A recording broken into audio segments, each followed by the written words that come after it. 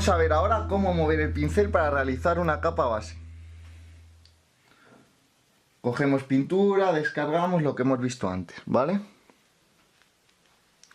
Pincel hay que pintar con el cuerpo del pincel, ¿vale? Tal que así. De esta manera cubrimos mucha más superficie. He visto a mucha gente que pinta con la punta del pincel, es decir, así. Esto no es correcto, porque cubrimos mucha menos superficie y a la larga tardaremos más en pintar la superficie y además quedará más sucia porque tendremos que dar más capas, etcétera. Es decir, en la medida de lo posible siempre debemos de utilizar el cuerpo del pincel para pintar tanto bases como luces, sombra, que veremos en otros videotutoriales para hacer degradados. Pero lógicamente hay recodos extraños en los que hay que meter la puntita. Pues bueno, es lo que hay y no pasa nada. Pero siempre que podamos hay que pintar con el cuerpo del pincel. Esto es muy importante y por eso lo remarco con especial énfasis.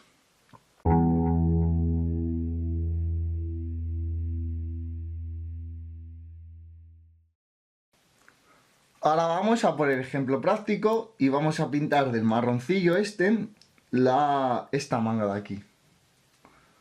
Hay que tener paciencia, cogemos pintura, descargamos y damos un par de pasadas sobre la zona y cambiamos. Si nosotros damos infinitas capas sin dejar secar entre capa y capa, nos va a quedar un resultado bastante feo y relamido, ¿vale? Si lo vemos sobre el folio, vamos a enfocar el folio. Si nosotros hacemos así todo el rato, se escurre la pintura. Si os fijáis, quedan como zonas más oscuras y otras más claras. Sin embargo, si dejamos secar un rato, volvemos a pasar, dejamos secar, volvemos a pasar, queda bastante más uniforme. Esto en una figura lo podéis comprobar fácilmente. Volvemos sobre nuestro ejemplo. Ya ha secado, vamos a enfocar. Bueno, ha secado. Ahí está, más o menos. Un secador nos viene muy bien.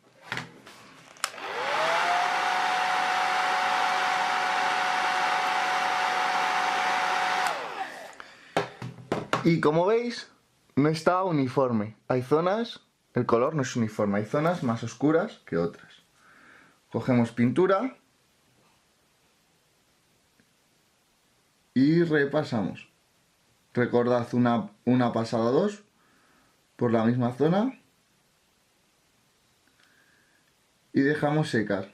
Como veis, estoy aplicando siempre en la medida de lo posible el cuerpo del pincel.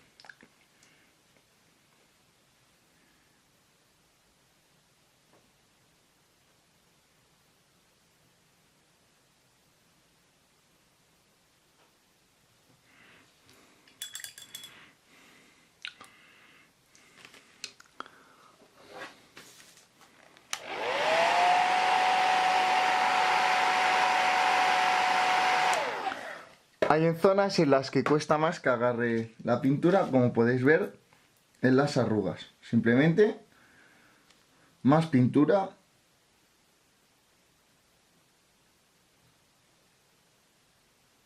y paciencia.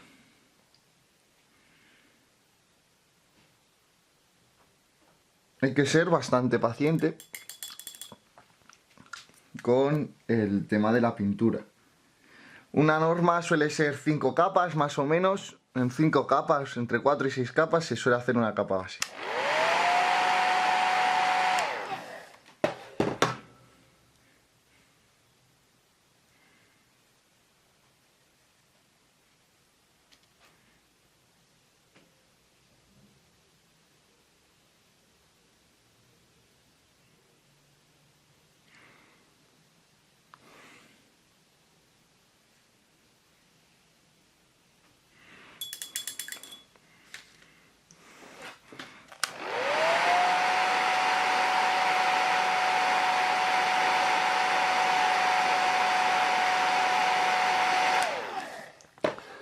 Cuando creamos que está la superficie bien uniforme, un truco es dar otra capa para asegurar.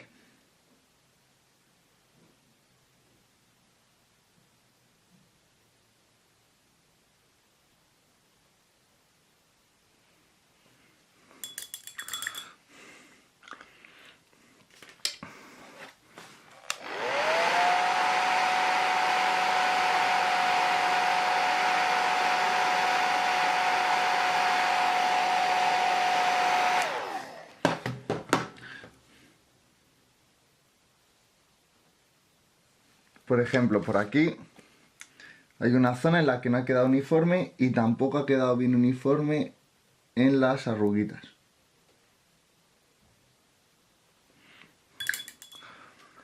Secamos.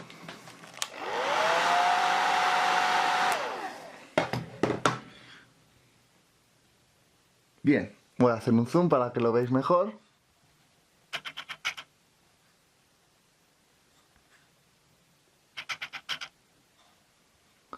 Ahí creo que se ve bien.